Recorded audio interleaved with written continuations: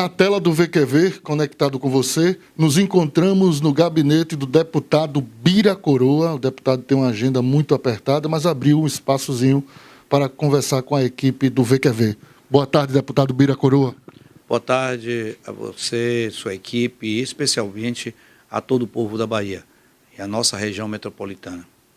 Deputado, o senhor participou da mobilização dos educadores indígenas da Bahia. Como ficou as conversações e as reivindicações? Bom, só um breve histórico, é uma pauta extensa, né, apesar de ter sido concentrada em 3 pontos fundamentais. Os professores indígenas, em 2011, foi criada, né, a lei regulamentando os profissionais de educação indígena para a manutenção das escolas indígenas. Eu tive a oportunidade e a grata satisfação de ser o relator dessa matéria aqui na casa. A matéria foi aprovada atendendo a uma condição da época.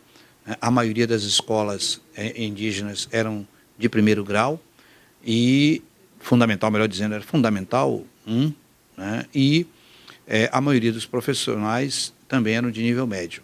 Então, atendeu a esse momento. Mas ela deu um prazo de 10 anos para que esses profissionais fossem se graduando, né, qualificando, né, como hoje nós temos um número significativo de profissionais que estão, né, já graduaram e já estão mestrando, alguns já mestrados, né, e alguns até já ingressando no doutorado.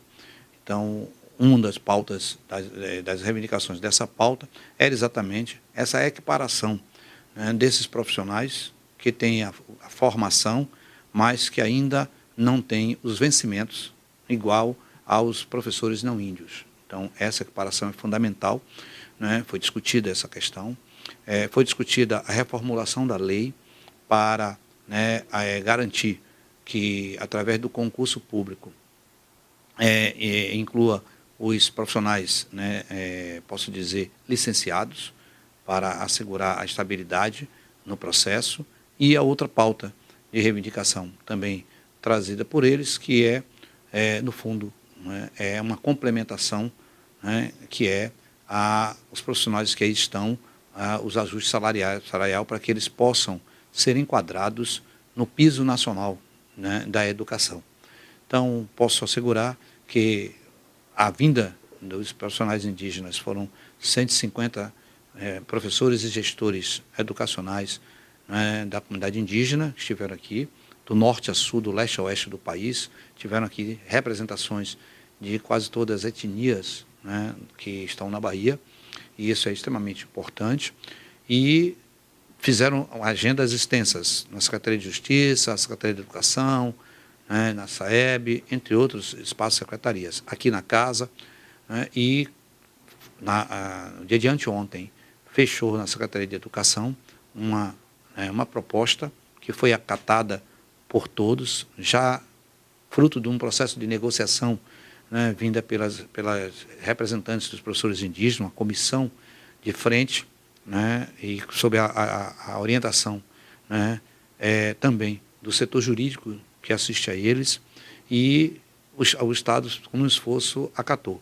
Primeiro, foi apresentada uma tabela que aproxima e cria a condição de encaixar todos a partir do piso, né? Isso é a lei que vai estar vindo aqui complementar, que está vindo na casa, porque a lei do piso já chegou na casa, mas não estava incluindo os profissionais indígenas. Aí está havendo uma complementação para eles também serem, né, enquadrados na mesma condição que os professores não indígenas. A lei, né, está praticamente pronta, só na fase de revisão, para, né, a adequação e avanço também da categoria, incluindo com a discussão e o foco, né, na questão do reconhecimento do mestrado e na graduação, porque na lei originária teriam que graduar apenas, né, estudo de conhecimentos indígenas, né? Agora ela amplia, a graduação pode ser em qualquer área de conhecimento, desde que tenha uma especialização, né, no conhecimento da cultura indígena. Isso é uma ação importante para a perpetuação da cultura e da identidade, né, dos povos indígenas. Então, foi o que ficou basicamente acordado, né, e a gente sai nessa questão. E a outra preocupação que eles também apresentavam é de como, né, conduzir os profissionais indígenas que não graduaram e que, não porque não quiseram, mas por falta de condições, né? O Estado, né, está estudando uma possibilidade de ampliar, né, as ofertas de cursos de graduação e de pós-graduações também nessa área específica, já que apenas 2 universidades do Estado públicas oferecem o curso de graduação focado para as questões indígenas e a dificuldade que muitos tiveram que atravessar e que alguns não tiveram condições de concorrer a essa atividade. Uma porque o salário percebido é menor do que o professor não indígena, e aí já cria uma dificuldade significativa, e outra, às vezes, a distância das suas moradias. E aí a Secretaria de Educação se colocou à disposição para abrir um diálogo com as universidades, primeiro para criar cursos AD, né, para facilitar, né, a distância, e dentro da possibilidade ampliar os cursos na oferta presencial nas diversas áreas ou territórios de identidade, para assim facilitar o acesso dos educadores indígenas na sua qualificação. No geral, essas foram as reivindicações.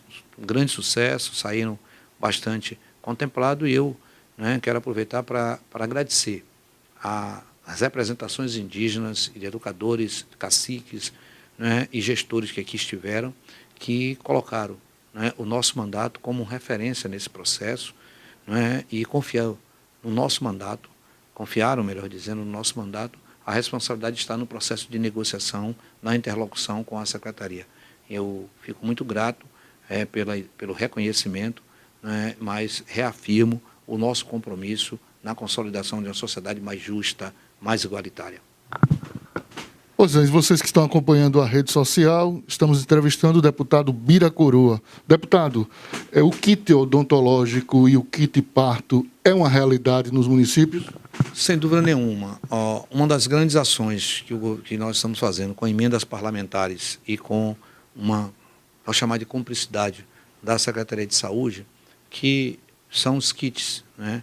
Porque nós reconhecemos que muitas prefeituras, principalmente as prefeituras, né, de menor arrecadação, né, prefeituras mais distantes dos grandes centros, né, têm uma série de serviços que deixa de oferecer à população por condições, por falta de condição material e às vezes profissional e recursos, e ocasionando o deslocamento, né, que também dificulta muito. Então, esses kits são instrumentos importantes. A exemplo, o kit odontológico, além dele ter um kit que dá para montar um gabinete odontológico fixo, ele tem também, né, um equipamento móvel que o profissional pode levar e fazer, por exemplo, domiciliar, o acompanhamento domiciliar ou numa comunidade que não tem a estrutura física de um consultório odontológico.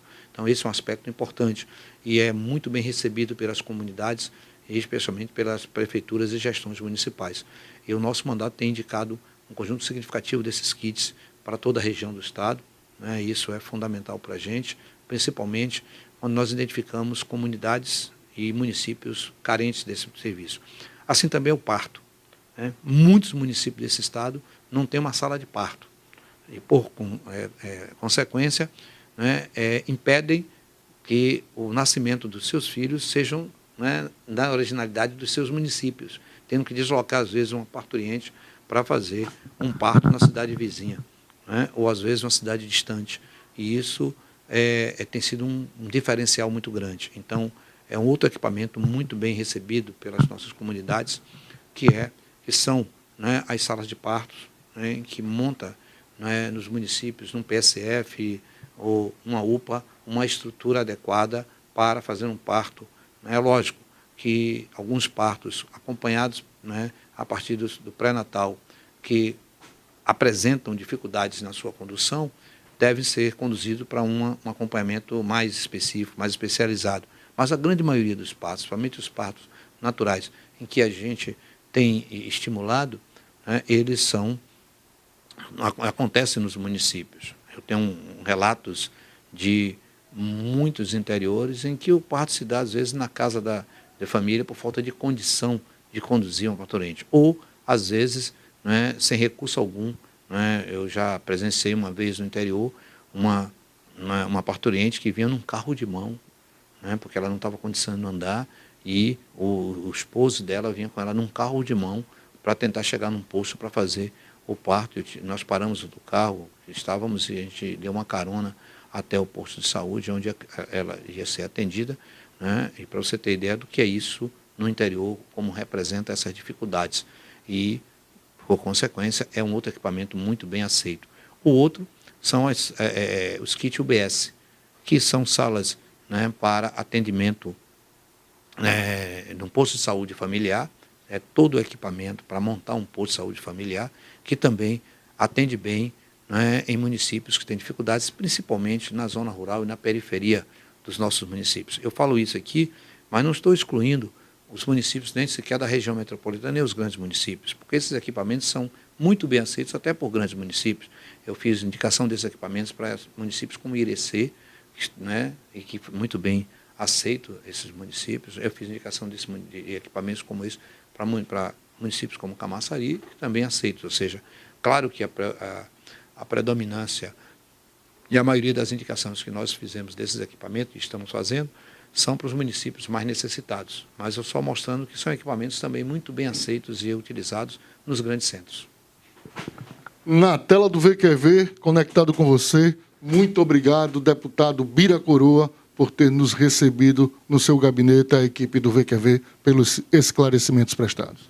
Eu que agradeço, né, mais uma vez, a toda a equipe do VQV, e quero dizer que o mandato também tem tido uma atuação muito intensa em outras áreas, né, no contexto presente hoje na mobilidade, nas estradas e rodagens da nossa região metropolitana, como do nosso estado como um todo.